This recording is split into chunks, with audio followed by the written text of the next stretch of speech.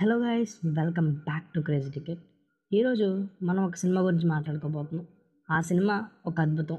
ఇంతకీ ఆ సినిమా ఏంటి భయ అనుకుంటున్నారా? జగదేక వీరుడు అతిలోక సుందరి. చిరంజీవి గారు, శ్రీదేవి గారు కలిసి జంటగా నటించిన ఈ సినిమాని కె రాఘవేంద్రరావు గారు డైరెక్ట్ చేస్తారు. అలాగే అశ్విని దత్ గారు అయితే ఈ సినిమాని ప్రొడ్యూస్ చేశారు. ఇన్ఫ్యాక్ట్ ఈ సినిమా ప్రొడక్షన్స్ గురించి ఒక్క ముక్కలో చెప్పాలంటే ఇది 90sలో వచ్చిన కల్కి అనమాట. సో అంత భారీ బడ్జెట్ సినిమా ఇది. అప్పట్లో రిలీజ్ అయ్యడానికి ఏపీ మొత్తం కూడా తుఫాన్ హడావిడిలో ఉంది. చాలా పెద్ద తుఫాన్ వచ్చింది ఈ సినిమాకి. బట్ ఆ టైంలోనే ఈ సినిమా ఆడుతుందా లేదా అని చెప్పి డైరెక్టర్ అండ్ ప్రొడ్యూసర్ కంగారు పడుతున్న టైంలో ఈ సినిమా కాంటెంట్ ఆడియన్స్ అందరికీ నచ్చేసి వర్షాలను మించిన కలెక్షన్స్ అయితే తీసుకొచ్చింది.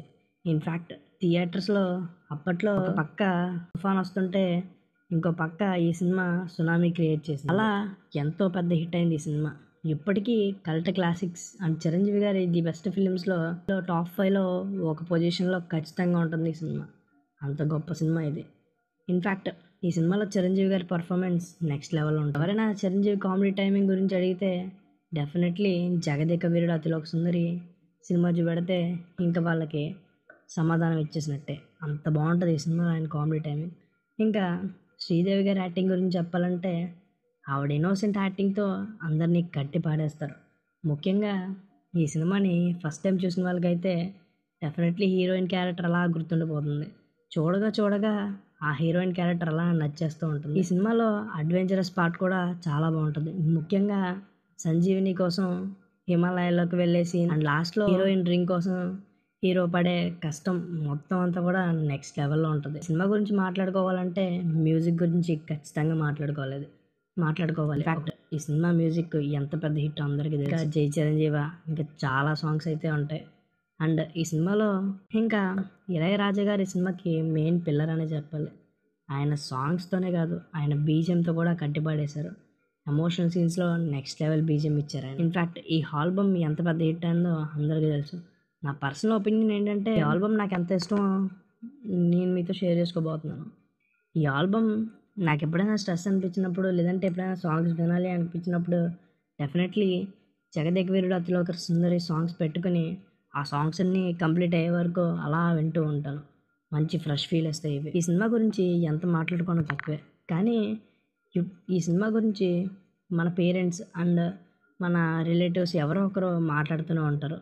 ఈ సినిమా అప్పట్లో ఎలా చూసాం అలా చూసాం, ఈ సినిమాలో అప్పట్లో ఎంత పెద్ద హిట్టో అంత పెద్ద హిట్టో అని చెప్పి. ఇప్పుడు మనకి ఈ సినిమాని చూసే సందర్భం వచ్చింది. మే 9th నుంచి అయితే ఈ సినిమా థియేటర్స్లో ఆడబోతుంది. అంటే మళ్ళీ రిలీజ్ అయింది విత్ 3D వర్షన్లో. సినిమాని ఎవరైనా చూడాలనుకుంటే మీ దగ్గరలో ఏ థియేటర్లో ఆడుతుందో కనుక్కొని వెళ్ళి ఖచ్చితంగా చూడండి. ఇలాంటి సినిమాలు మళ్ళీ మళ్ళీ రిలీజ్ కావు. ఇంకా ఈ సినిమాకి పార్ట్ 2 తీసే స్కోప్ ఉందా అంటే డెఫినెట్లీ ఉందని చెప్తాను. ఎందుకంటే మీరందరూ ఈ సినిమా క్లైమాక్స్ చూసుంటే తను రింగ్ని విసిరేస్తుంది.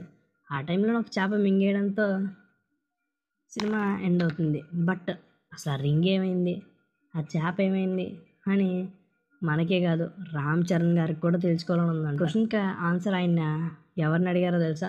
మన నాగార్జున గారిని. ఆయన అయితే నీ ఆన్సర్ చెప్పగలరని చెప్పి చాలా బలంగా చెప్పారు.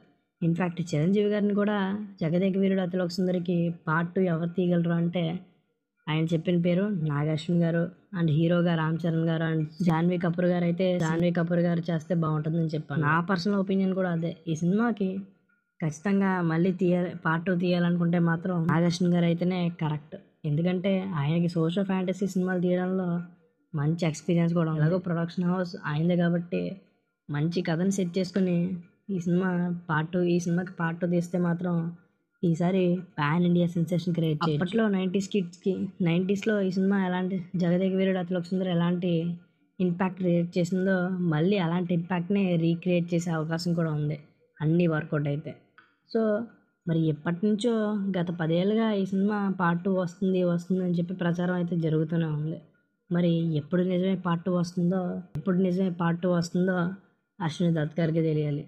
సో ఈ సినిమా అయితే మళ్ళీ మన థియేటర్స్లోకి రాబోతుంది. మనకి చూసే అవకాశాన్ని కల్పించారు స్వప్న గారు అండ్ ప్రియాంక గారు.